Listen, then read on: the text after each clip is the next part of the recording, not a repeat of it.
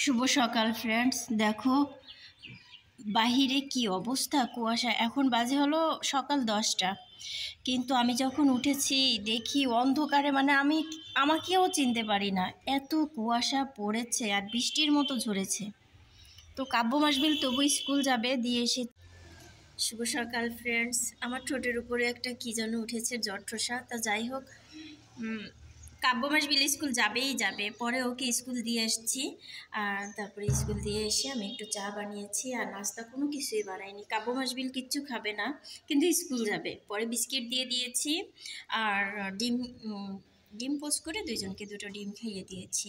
আর আমি আমার চা আর বিস্কিট নিয়ে বসছি। চলো আমার বেডরুমে বসে চা খাবো। সকালে অবশ্য কিছু কাজ করেছি, সেটা হলো বেডরুমগুলো ছেড়ে নিয়েছি, আর আমার বেডরুমটা আমি ঝাড়ু দিয়ে দিয়েছি। এখন অন্য অন্য রুমগুলো একটু ঝাড়তে হবে। তো এই তো ফ্রেন্ডস, চা বানিয়ে নিয়েছি। চা দেখো কমে গেছে। চা বসিয়ে পরে ভিডিওটা আপলোড দিলাম এখন। তারপরে দেখলাম যেতে যেতে চা শুকিয়ে গিয়েছে, তো অসুবিধে নেই।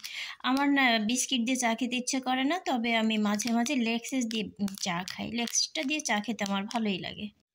শীত আসছে আর ঠোঁটের উপরে জঠোসা হবে না, এটা তো চলেই না। তো এটা তো আমার প্রতি বছর একবার হলেও হবে।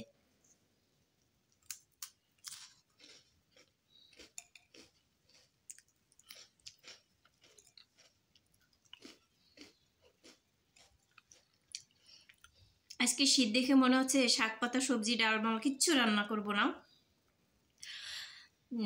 ডালটা রান্না করতেই হবে, আমার হাজব্যান্ডের জন্য ডালটা করা লাগবে। কিন্তু ভাবছি যে আমার পোষা হাঁস আছে, একটা হাঁস জবাই করব। দেখি কতটুকু কি করতে পারি। তোমরা আমার সঙ্গেই থাকো, যা করবো তোমাদের সাথে নিয়ে করব।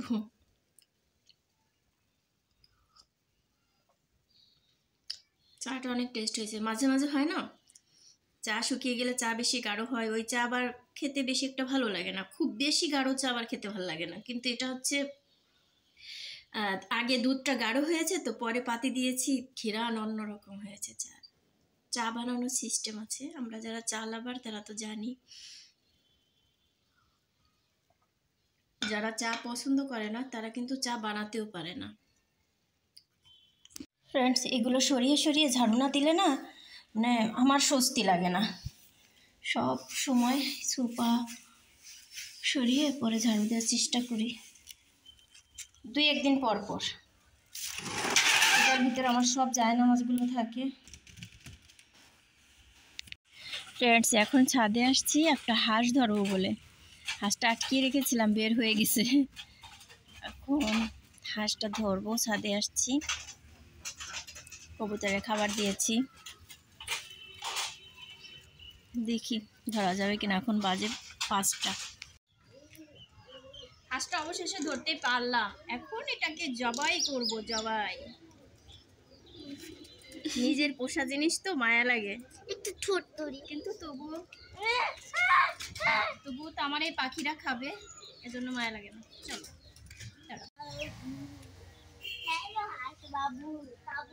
হাঁসটা ধরেছি, এখন রসিয়ে কষিয়ে রান্না করব। এখন বাজে হলো কয়টা, 5টা। রান্না সব প্রসেস করতে করতে আমার সন্ধ্যা পেরিয়ে যাবে। মাগরিবের নামাজ পড়ে একে কষাতে বসবো। ফ্রেন্ডস, এখন মাগরিবের নামাজ পড়ে তারপরে 1 ঘন্টা হাঁস বেঁচেছি। তো দেখো হাঁসটা এত তেল হয়েছে, ভীষণ অনেক সুন্দর তেল হয়েছে। হাঁসটা দিয়ে পোড়াচ্ছি আর দেখলাম তেল ঝরে যায়। এখন কাটবো। ফ্রেন্ডস, আমার পোষা হাঁস অনেকগুলো মাংস হয়েছে, তাই না বলো? মাংসগুলো এত সুন্দর। দেখো ডিম, রোজ কিন্তু এরা ডিম পারে। তবু ভেবেছি কি জানো, 3টা হাঁস আছে, খেয়ে ফেলবো, আবার হাঁস পুষবো। ফেব্রুয়ারি মাস থেকে আবার মাথায় করে ছোট ছোট হাঁসের বাচ্চা নিয়ে বলবে হাঁস কিনবেন, হাঁস। পরে আমি ডেকে ডেকে কিনে নিব। এবার বেশি করে পুষবো ইনশাল্লাহ। গত বছরও পুষেছিলাম জানো তো, টাঙ্কিতে পানি নেই, পানি শেষ। তো আমি এই যে সব কিছু কেটে কেটে নিয়ে নিয়েছি। এখন মাটির চুলে রান্না করবো, চলো আমার সাথেই। নভেরা পড়তেছে, এখন নভেরাকে সঙ্গে করে নিয়ে যেতে হবে, এখান থেকে ছুটি করে নিয়ে আসি, নভেরার বাবা পড়াচ্ছে। ফ্রেন্ডস, হাঁসের মাংস আমার রান্না করা শেষ, কিন্তু রান্নার সময় দেখাইনি, এটা আমি মাটির চুলাতে রান্না করে নিয়ে আসছি। এই জন্য সেই বিকেল থেকে আর তোমাদের সামনে আসতে পারিনি। ওই যে হাঁসটা যে ধরলাম, তারপরে কাটাকাটি, রান্নাবান্না, কত যে যুদ্ধ তা যদি দেখতে, সব তো আর ক্যামেরাবন্দি করা যায় না। হাঁসটায় এত লোম গোটা গোটা ছিল, ওটা বাঁচতে বাঁচতে আমার কোমর ধরে গেছে। তারপরে আবার মাগরিবে আজান হলো, হাঁসটা বাছা এভাবে রেখে নামাজটা পড়ে নিয়েছি। কাব্য মাসবিলের সন্ধ্যায় খাওয়ানোর টাইম হয়ে গিয়েছে, খাইয়ে নিয়েছি। এরপরে আমার হাজব্যান্ড আসছে, তারপরে পড়াবে। নভেরা আমার পাশে বসেছিল, তো ও আবার পড়তে চলে গেছে একা একা। যাই হোক, ঠিকঠাক করে কেটে সেটে নিয়ে মাটির চুলাতে রান্না করেছি। তো ওখানে আবার লাইট নেই, কিন্তু তবুও ওই যে প্রতিজ্ঞা করেছি যে গ্যাসে রান্না করব না, যেটা না পারলে নয় সেটাই করব। দেখো, মাথাটা উঁচু করে রাখতে পারছি না, ঘাড়টা ভীষণ ব্যথা করছে।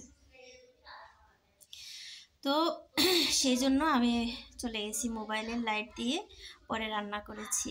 রান্না করে এনে তোমাদেরকে দেখালাম। রান্না শেষ হতে না হতে ফোন আসছে আমার হাজব্যান্ডের ফোনে, যে আমার দাদি শাশুড়ি নাকি অসুস্থ হয়ে পড়েছে। পরে তো আমরা ভয় পেয়েছি, আমার হাজব্যান্ড দিছে এক দৌড়। আমি বলছি কী হয়েছে? বলে কি যে দাদি নাকি অসুস্থ হয়ে পড়ছে। আমি যে আমি আসবো নাকি? পরে বলছে তুমি কি করে আসবে, আমি পরে দেখছি। তো আমি আবার তখন রান্না করতেছিলাম, বাচ্চারা আবার সাথে করে নিয়ে যেতে হবে, মানে বিভিন্ন কিছু ফেলেই তো দৌড় দিয়ে যেতে পারি না, তাই না? তো আমি ভাবছি, নভেরাকে আবার বললাম লাকড়ি উঠা, এখন রান্না করব না, চাপা দিয়ে রেখে আমরা তালা দিয়ে চলে যাই। নভেরা আবার আমার ঘরে এসে সব আটকাচ্ছে, তালা দিচ্ছে। এর ভিতরে হাজব্যান্ড আবার দৌড়ে চলে আসছে, বলে না ঠিক হয়ে গেছে, অসুবিধা নেই, যেতে হবে না তোমার। তো বললো যেতে হবে না। তারপরে আবার বলতেছে যে আমি এখন যাব ওই জামাত ইসলামের একটা কাজ, কি কাজ জানে, আমি আসলে এত শত বুঝি না।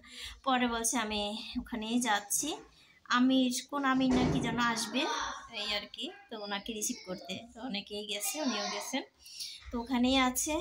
তো বাচ্চারা হাঁস রান্না করেছি, বুঝুই তো, মাংস দেখলে তো ওদের আর তর্স হয় না। পরে ওদেরকে খাইয়ে দিয়েছি, খেয়ে নিয়েছে, হাজব্যান্ডের খাবার রেখে দিয়েছি। তো আমি এসে শুয়ে পড়লাম, বাচ্চাদের খাওয়াইছি, এতক্ষণ বসে বসে খাওয়াতে পারছি না, এত মানে ব্যথা করছে হাত পা সব কিছু। যাই হোক, খাওয়াই দিয়েছি, আমি একটু আমার বেডে আসছি। কাব্য মাসবিল খেলা করছে, নভেরাকে বলছে এখন একটা না একটু পড়ো যাও, তো ও পড়তেছে। আর হাজব্যান্ড তো এখন আসেনি, ফোন দিলাম যে দেখো আমি তো হাঁসটা দুপুরেও রান্না করতে পারতাম, তোমার সাথে খাবো বলে রাতেই রান্না করেছি, আর তোমার খবর নেই। বলো আমি বুঝছি বুঝছি শোনা, বুঝছি, জানি তো, এখন কি করবো বলো। তো যাই হোক, ও যখন আসবে খেয়ে নিবে, খাবারটা গরম করতে হবে আবার। তো ফ্রেন্ডস, ভিডিওটা আর বড় করব না গো। তোমরা সবাই ভালো থাকবে, সুস্থ থাকবে, শুভকামনা, ভালোবাসা রইল।